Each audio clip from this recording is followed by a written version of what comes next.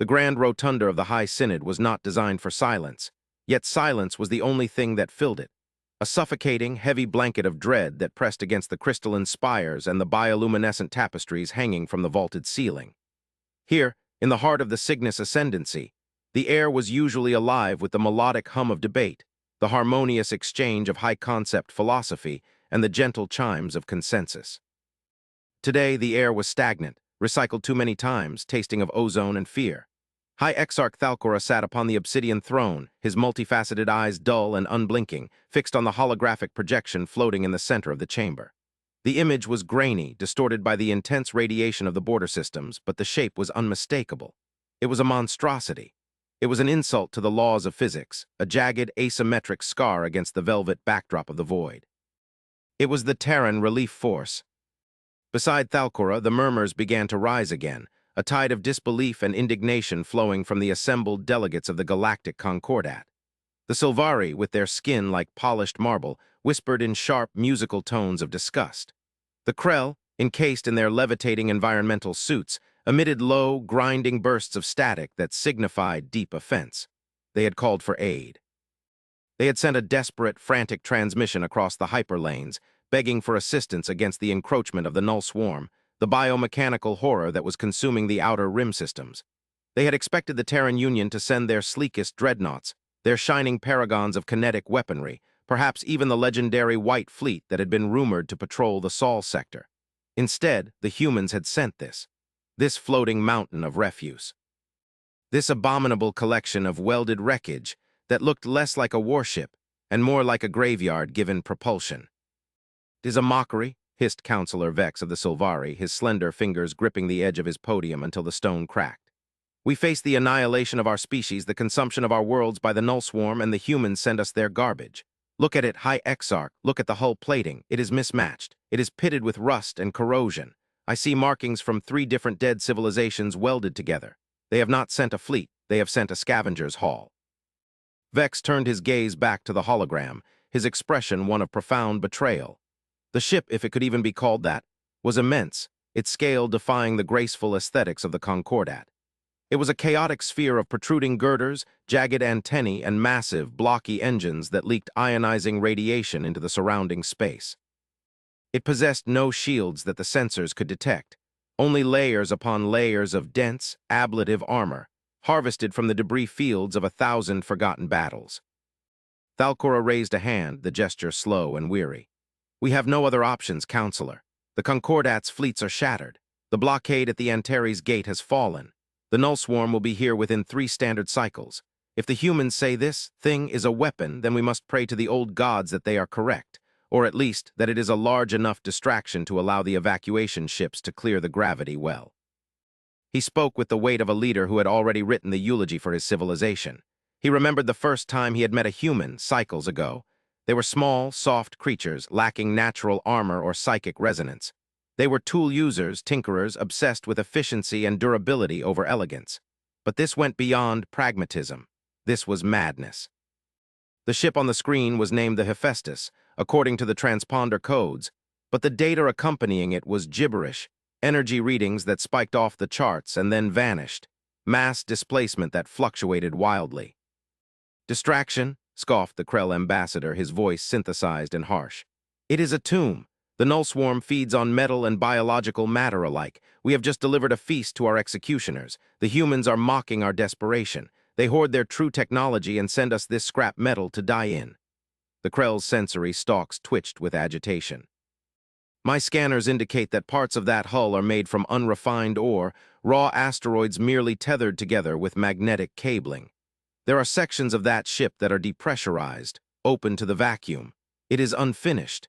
It is a derelict pushed into the fray." Thalcora looked closer at the hologram. The Krell was right. The Hephaestus was not a cohesive design. It was a patchwork quilt of tragedies.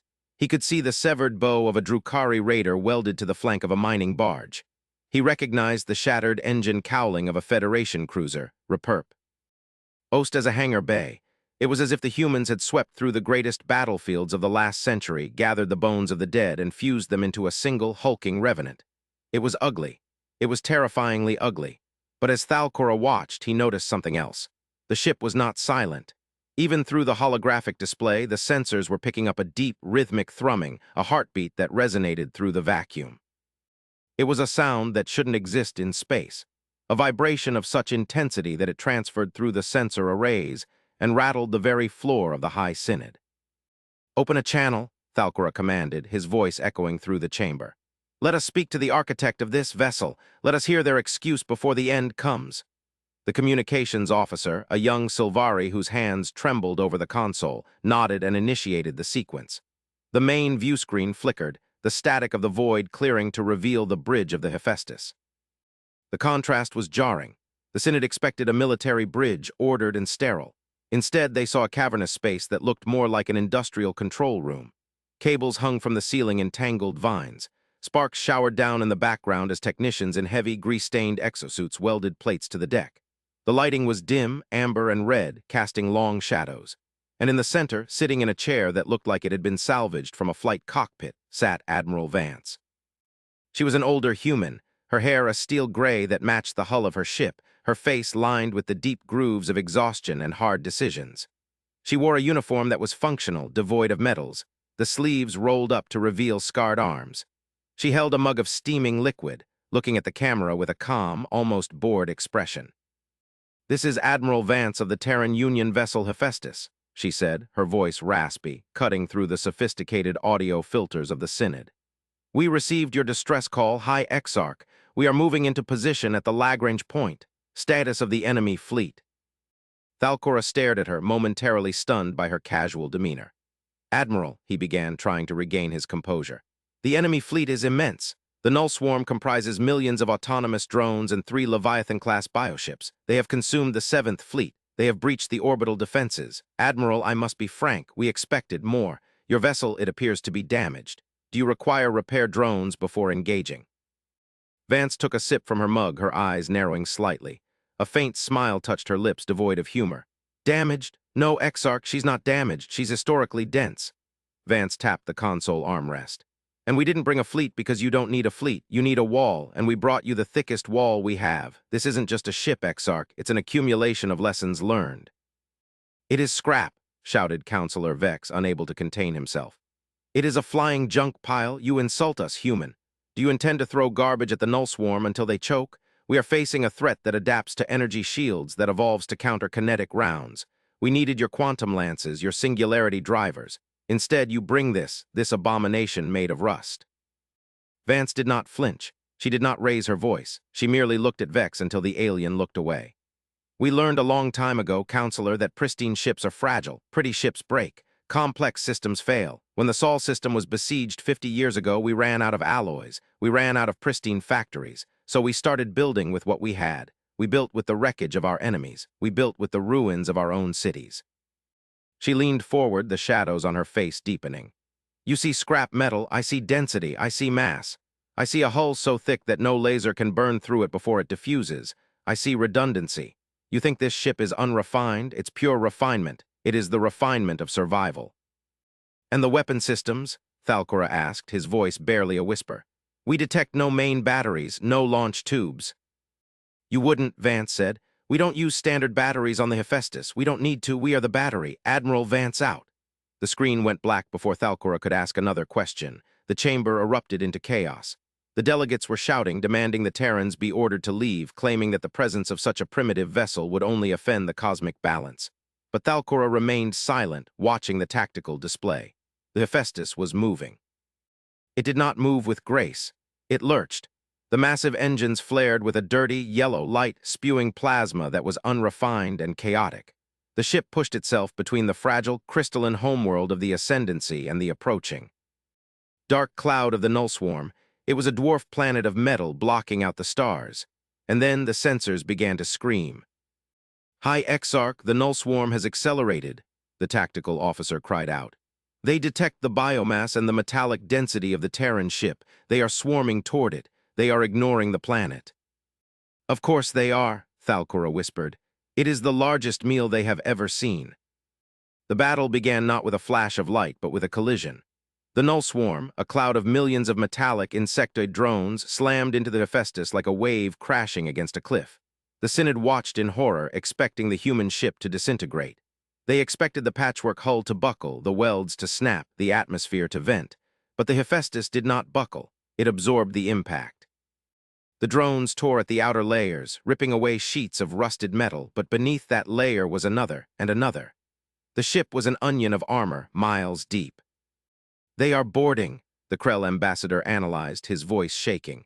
"The swarm is penetrating the outer hull. The humans are being overrun." But on the tactical display, something strange was happening. The areas where the swarm had breached were not venting atmosphere. They were heating up.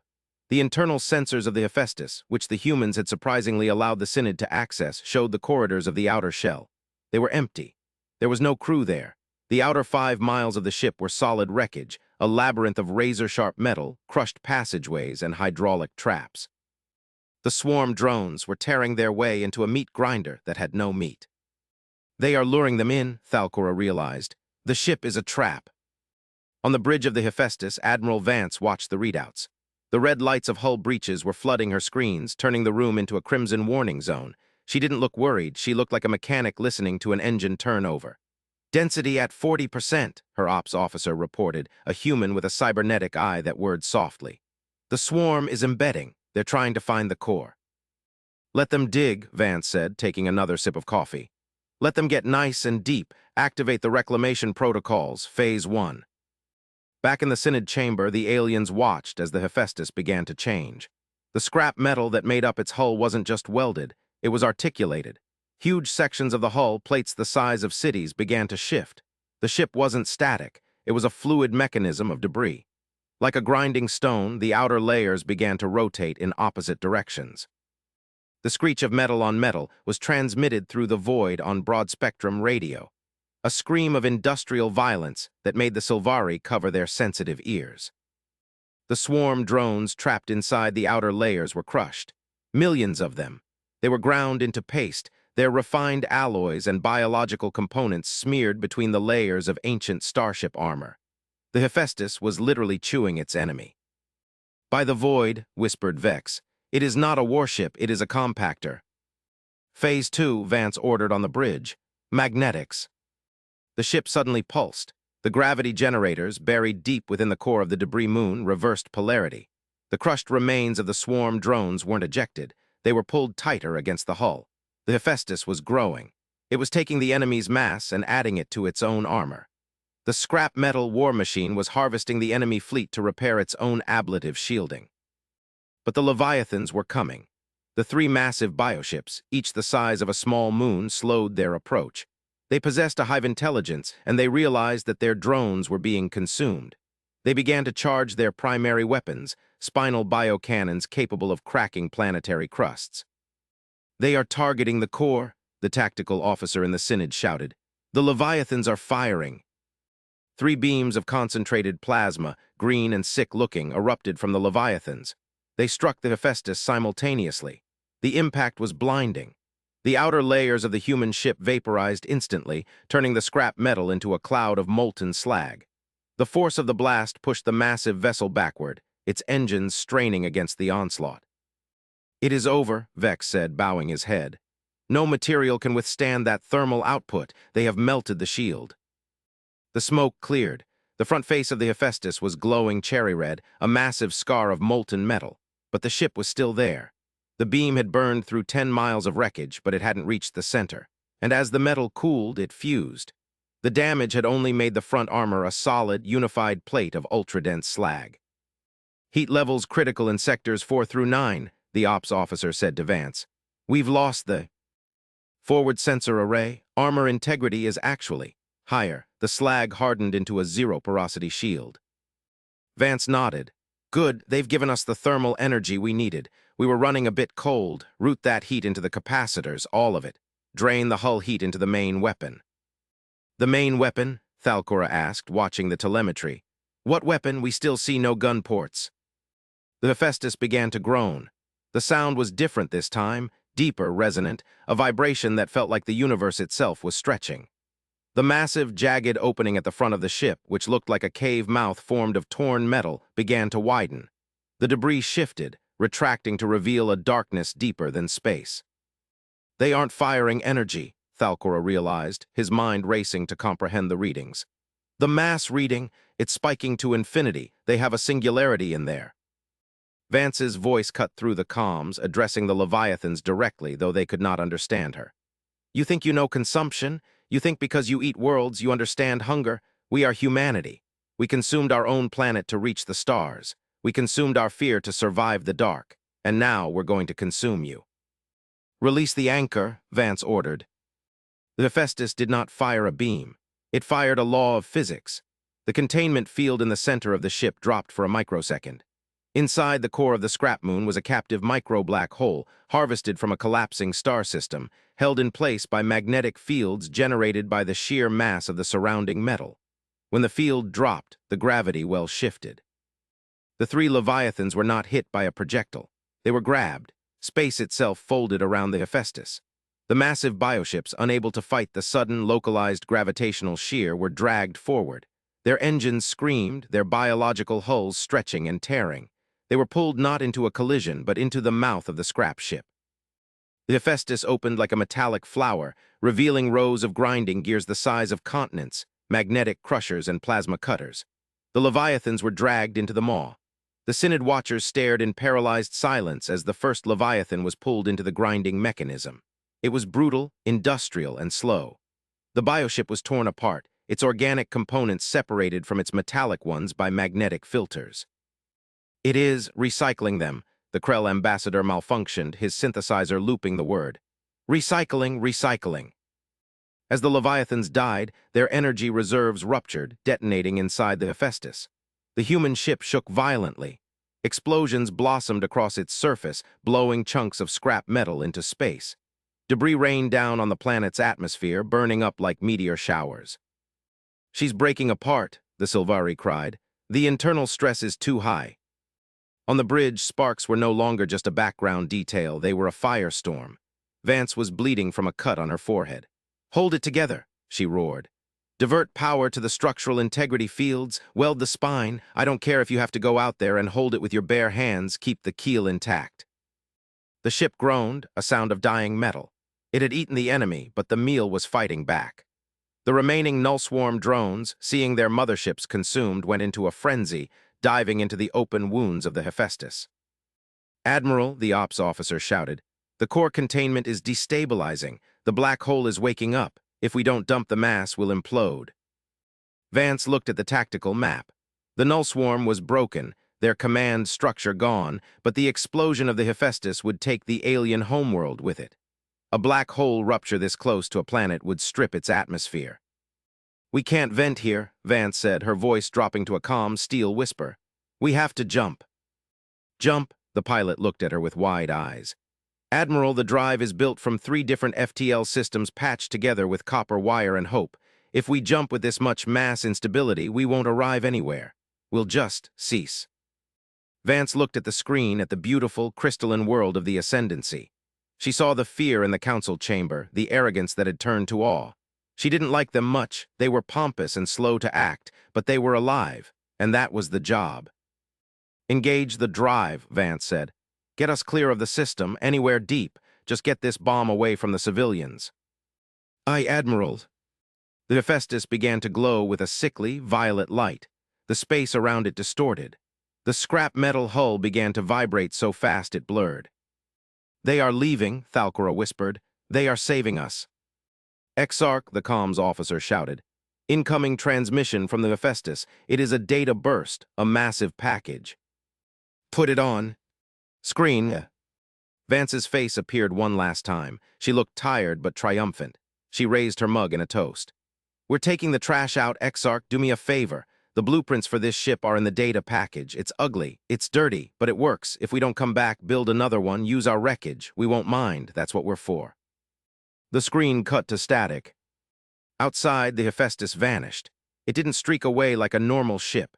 It simply imploded into a point of light and was gone, taking the wreckage of the Leviathans and the bulk of the swarm with it. The shockwave rattled the windows of the High Synod, knocking the delegates to the floor. Silence returned to the chamber, but it was not the silence of dread. It was the silence of shame. Thalcora stood up slowly. He walked to the window, looking out at the empty space where the mountain of rust had been. The beautiful stars of the Cygnus sector shone brightly, unblocked by the ugly silhouette of the human war machine. But to Thalcora, the view now looked empty. It looked fragile. "They used the dead to save the living," Thalcora said, his voice echoing in the vast hall. "They turned a graveyard into a shield." Counselor Vex stood up, brushing dust from his robes. He looked shaken. "They are barbaric, reckless." "They are effective," the Krell ambassador corrected, his voice somber. "And they are gone." Days passed. The Ascendancy began the slow process of rebuilding. The data package Vance had sent was analyzed. It was a treasure trove of impossible engineering. Chaos theory applied to metallurgy, weaponized gravity, recycling protocols that were 100% efficient. The humans had solved problems the Ascendancy hadn't even realized were problems, simply because the humans had been forced to solve them to survive. But the story did not end there. 3 weeks later, a deep space sensor buoy in the uncharted nebulas of the Perseus arm pinged. It was a faint signal, a rhythmic thrumming that matched no known natural phenomenon. The Ascendancy dispatched a scout ship, fearing the return of the swarm. What they found was not the swarm. In the heart of a dense, purple nebula floating amidst the gases was a sphere. It was smaller now, compressed. The scrap metal of the Hephaestus had been fused by the pressures of the jump and the containment of the singularity into a perfect, smooth sphere of dark matter and neutron-dense alloy. It was no longer a jagged mess. It was a pearl of impossible density. And it was alive. The scout ship approached cautiously. The sphere rotated. A signal broadcasted from it, strong and clear. "This is the Hephaestus," Vance's voice came through, sounding distorted, synthesized, as if she was now part of the ship itself. "We have stabilized. The jump threw us elsewhere, but we found something. The swarm wasn't invading. They were running." Thalcora, listening from the council chamber via relay, leaned forward. "Running from what?" "There is a signal out here," Vance continued. "Older than the swarm, older than you. It's coming from the Galactic core. It's a wake-up call. And Exarch, we're going to need more scrap." The connection remained open, pulsating with the heartbeat of the ship. The Hephaestus had not been destroyed. It had been forged. The heat, the pressure, the gravity, it had taken the loose collection of junk and hammered it into a diamond. The humans had not just built a war machine, they had undergone an apotheosis of metal. Thalcora looked at his council. The fear was gone, replaced by a cold, hard resolve. He looked at the blueprints the humans had left. He looked at the pristine, fragile ships of his own fleet. "Tear them down," Thalcora ordered. The council gasped, "Exarch." "Tear down the White Fleet," Thalcora said, his voice strengthening. "Tear down the pleasure yachts, tear down the monuments. We do not need pretty ships anymore. We need walls, we need matter, we need to build." He looked back at the image of the dark sphere in the nebula. "The humans showed us that anything can be a weapon if you have the will to forge it. We called it scrap. They called it opportunity. Now we must do the same." The galaxy was changing. The era of elegant diplomacy and crystalline spires was over. The era of the ironclad, of the welded hull, of the repurposed ghost had begun. And out in the dark, the Hephaestus waited, a silent sentinel maid of the past, guarding the future. The atmosphere in the Synod changed instantly. The order was heresy, yet it was the only logic that remained.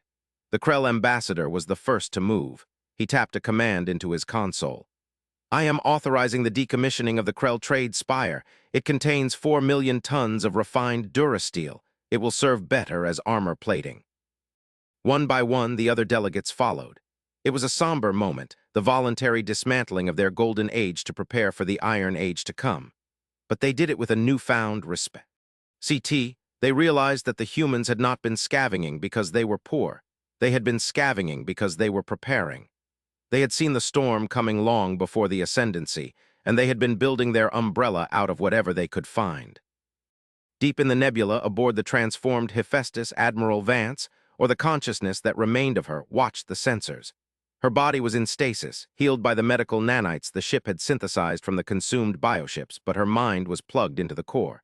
She could feel the hull as if it were her own skin. She could feel the immense gravity of the singularity beating in her chest. She wasn't just a pilot anymore, she was the Titan. She looked at the data they had harvested from the Leviathans before they died. The swarm was indeed running. They were fleeing a cooling of the universe, a creeping entropy that was extinguishing stars in the jagged sector. Someone, or something, was putting out the lights of the galaxy. Let them come, Vance thought, her mental voice booming through the ship's neural lattice. We are not made of glass, we are made of the broken things, and broken things have sharp edges. The Hephaestus turned, its smooth, dark surface reflecting the light of a dying star. It began to move not with engines, but by pulling the universe toward it. It set a course for the galactic core, for the source of the darkness. It was a single ship made of garbage, manned by ghosts, sailing into the end of the world. And it was the most beautiful thing the galaxy had ever seen. The transition from the age of glass to the age of iron was not immediate, nor was it painless. The worlds of the ascendancy, once shimmering jewels of aesthetic perfection, became industrial foundries. The sky above the Silvari homeworld, once clear and violet, was now choked with the smoke of reclamation plants. The beautiful orbital rings were cut apart by laser cutters, the sections lowered down to the shipyards to be melted and reformed. It was a time of mourning for the aesthetic, but a celebration of the functional. And in this time, the legend of the humans grew. They were no longer seen as the scavengers, the ragtag upstarts of the galactic fringe. They were the prophet engineers. The cult of the scrap grew within the ascendancy borders. Young engineers would wear grease-stained tunics in imitation of the human technicians. They would refuse to polish their metalwork, believing that the patina of oxidation added strength, or at least, spiritual resonance. High Exarch Thalcora monitored this cultural shift with a mix of amusement and resignation. He walked the gantries of the new shipyard, a massive facility orbiting the gas giant Othries. Below him, the skeleton of the new flagship was taking shape. It was not a sleek cruiser. It was a blocky, brutish thing modeled after the Hephaestus. It had no exposed bridge, no delicate sensor vanes. It was a hammer. "It is ugly, Exarch," said the shipmaster, a Krell who had replaced his levitation unit with a heavy tread system, claiming it offered better stability for welding. "It is terrifying," Thalcora corrected, "and that is what we need." A courier drone arrived, hovering before Thalcora. It projected a secure channel. It was a message from the Terran Union proper, not Vance, but the Terran High Command. "High Exarch," the human diplomat on the screen said. He was clean-shaven, wearing a suit, a stark contrast to Vance.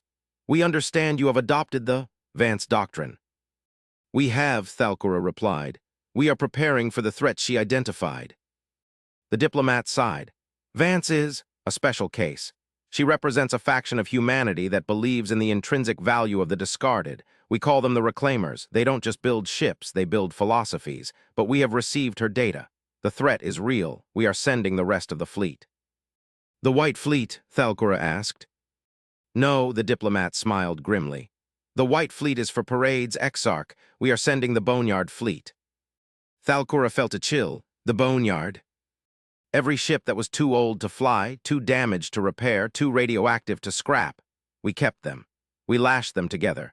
We made mobile stations. If the Hephaestus was a single moon, the Boneyard is a planetary system. They will be arriving at your coordinates to assist in the fortification.